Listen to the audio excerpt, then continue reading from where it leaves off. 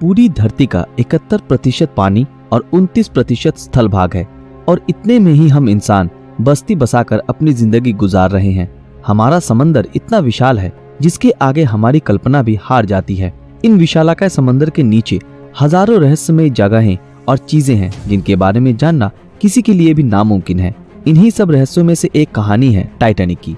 इस जहाज के डूबने के 73 सालों तक किसी को ये पता नहीं चल पाया कि ये जहाज कहाँ डूबा था और किस अवस्था में मौजूद है। 15 अप्रैल 1912 को ये अनोखा जहाज डूबा था।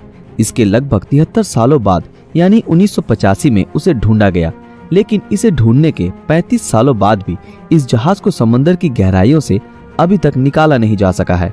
आज की हमारी इस वीडियो में हम टाइटैनिक जहाज कैसे और क्यों डूबा था इसके बारे में बात नहीं करेंगे, बल्कि ये जहाज आज भी समंदर की गहराइयों से निकाला क्यों नहीं गया इस विषय पर बात करेंगे। तो चलिए शुरू करते हैं। टाइटैनिक जहाज कैसे और क्यों डूबा था इसके बारे में हम सबको थोड़ा बहुत पता तो जरूर है, और इस जानकारी के पीछे सबसे बड़ा हाथ है टाइटैनिक नाम की इस आइकॉनिक मूवी का, जो सन 1997 को रिलीज हुई थी। सन 1912 को टाइटैनिक डूबने के बाद करीब 73 सालों तक वैज्ञानिकों ने इसे ढूंढने की जी तोड़ कोशिश की और कई सारे मिशन भी इसकी तलाश में किए गए, लेकिन किसी को भी कोई सफलता हासिल नहीं हुई। आखिरकार सन 1985 में एक आर्कियोलॉजिस्ट और एक अमेरिकन नेवी ऑफिसर रॉबर्ट और बिल टाइटैनिक को ढूंढने के मिशन पर निकल पड़े और उन्हें टाइटैनिक अभी कहाँ है और किस हालत में है इसके बारे में पता चला। उनके टाइटैनिक को ढूंढने के बाद इसके कई राजों से पर्दा उठा जिसने पूरी दुनिया को हैरान कर दिया।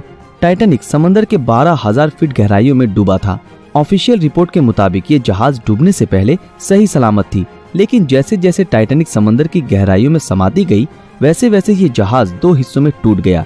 लेकिन ऐसा क्यों हुआ? टाइटैनिक द न्यू एविडेंस की रिपोर्ट में ये बताया गया कि टाइटैनिक आइसबर्ग से टकराने के बाद नहीं डूबी थी। टाइटैनिक में आग लगने की वजह से ये डूबा था। खोजियों को जब इस जहाज का मलबा मिला तब उन्होंने ये पाया कि इसमें मौजूद बहुत सी चीजें वैसी की वैसी ही हैं। इस जहाज को बाहर निकालने की बहुत कोशिशें की गई, लेकिन शायद सब लोग ये जान गए थे कि इससे वापस बाहर निकाल पाना नामुमकिन है। आज की एडवांस टेक्नोलॉजी की मदद से भी टाइटैनिक को निकाला नहीं जा सका है और ये समंदर की गहराई में आज भी मौजूद है। आमतौर पर किसी भी जहाज को समंदर के नीचे से जैसे निकाला जाता है, टाइटैनिक को उस तरीके से निकाल पाना मुमकिन नहीं है, क्योंकि ये 2 हिस्सों में टूटकर डूबा था। लेकिन हाईटेक सबमरीन और पावरफुल मैग्नेटिक सिस्टम की मदद से शायद उसे निकालने की कोशिश की जा सके, पर इन कामों में बहुत सारी मुश्किलों का सामना करना पड़ेगा, जिसमें सबसे पहला है टाइटैनिक का वजन, जो करीब 1.43 लाख टन है, जो बहुत ही ज्यादा है। और इसके बाद आता है पानी का दबाव, जो जहाज के वजन को और भी कई गुना बढ़ा देता है।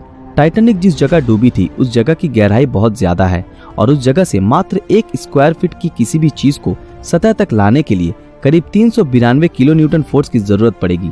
लेकिन वैज्ञानिक आज तक इतनी पावरफुल मैग्नेट या सबमरीन बना नहीं पाए हैं जो इतनी आसानी से इतने गहराई से टाइटैनिक को बाहर निकाल सके। शुरुआत में वैज्ञानिकों के पास टाइटैनिक को बाहर निकालने का कोई प्लान नहीं था, इसलिए उन्होंने कई मजेदार तरीके ट्राई किए टाइटैनिक को बाहर निकालने के लिए, जिसमें सबसे पहला पिंग पोंग बॉल की मदद से टाइटैनिक को रिकवर करने का प्लान सोचा। जी हाँ दोस्तों, आपने बिल्कुल सही सुना, पिंग पोंग बॉल। वैज्ञानिकों ने ये तरकीब लगाई कि वो डूबे टाइटैनिक जहाज में पिंग पोंग बॉल भर देंगे ताकि ये बॉल ऊपर की तरफ दबाव डाले और ऐसे करके सबमरीन या फिर बड़े मैग्नेट की मदद से जहाज को बाहर निकालना मुमकिन हो।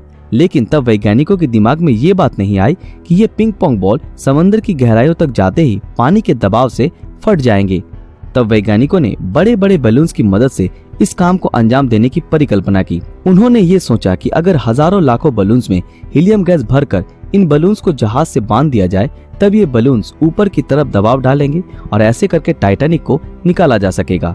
लेकिन तब वैज्ञानिकों ने ये नहीं सोचा कि इतने गहरे पानी में इन बलून्स में हीलियम गैस कैसे भरी जाएगी, और ये भी एक फ्लॉप आइडिया था। आखिरकार वैज्ञानिकों ने ये तरकीब लगाई कि बर्फ की डेंसिटी पानी की तुलना में कम होती है और जिसलिए बर्फ पानी में तैरता है।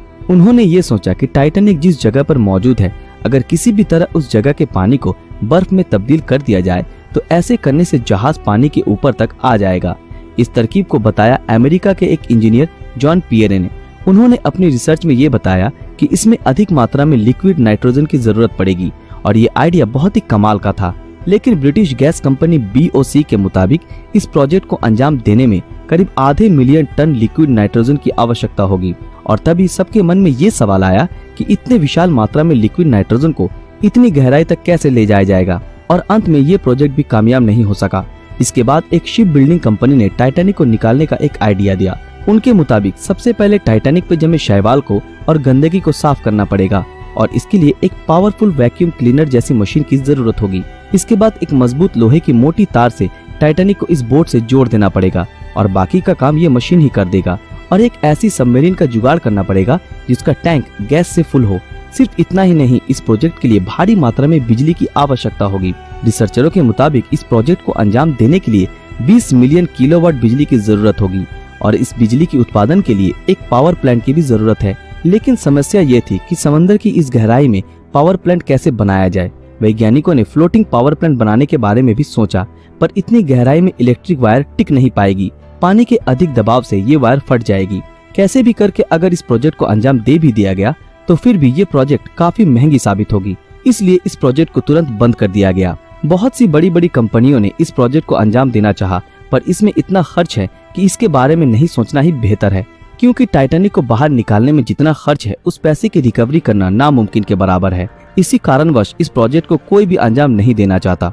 अगर कोई कंपनी इसे निकालकर म्यूजियम में रख भी दे तो भी इसमें किए गए खर्च को रिकवर करने में 100 साल से भी ज्यादा का समय लग जाएगा। हालांकि इस अनोखे जहाज से लोगों की इमोशंस जुड़ी है, लेकिन फिर भी कोई कंपनी इतना बड़ा रिस्क लेना नहीं चाहती। वैज्ञानिकों के मुताबिक बैक्टीरियाओं ने इसके मलबे को खोखला कर दिया है और आने वाले कुछ सालों में ये बैक्टीरिया टाइटैनिक को पूरी तरह तहस नहस कर देंगे। सिर्फ इतना ही नहीं, टाइटैनिक बहुत से सामुद्रिक मछलियों का घर बन चुका है। इसलिए यूनेस्को ने साल 2001 में टाइटैनिक को under water cultural heritage protected site declare कर दिया है। कहा जाता है कि इस जहाज को निकालने में जितना खर्चा होगा उतने पैसे में दूसरी और भी बेहतर जहाज खरीदी जा सकती है और कोई भी कंपनी ऐसी बेवकूफी करना नहीं चाहेगी। वैसे तो इस जहाज को कभी समंदर की गहराइयों से बाहर नहीं निकाला जा सकता और अगर ये जहाज ऐसे समंदर में आने वाले दिनों में भी टिकी रही तो हमारी आने वाली नस्ल भी इसकी रहस्यमयी गाथाओं को जान पाएगी। दोस्तों, आज के लिए बस इतना ही। उम्मीद करते हैं आज की हमारी ये वीडियो आप लोगों को पसंद आई हो। तो फिर मिलते हैं आपके साथ अगले वीडियो में।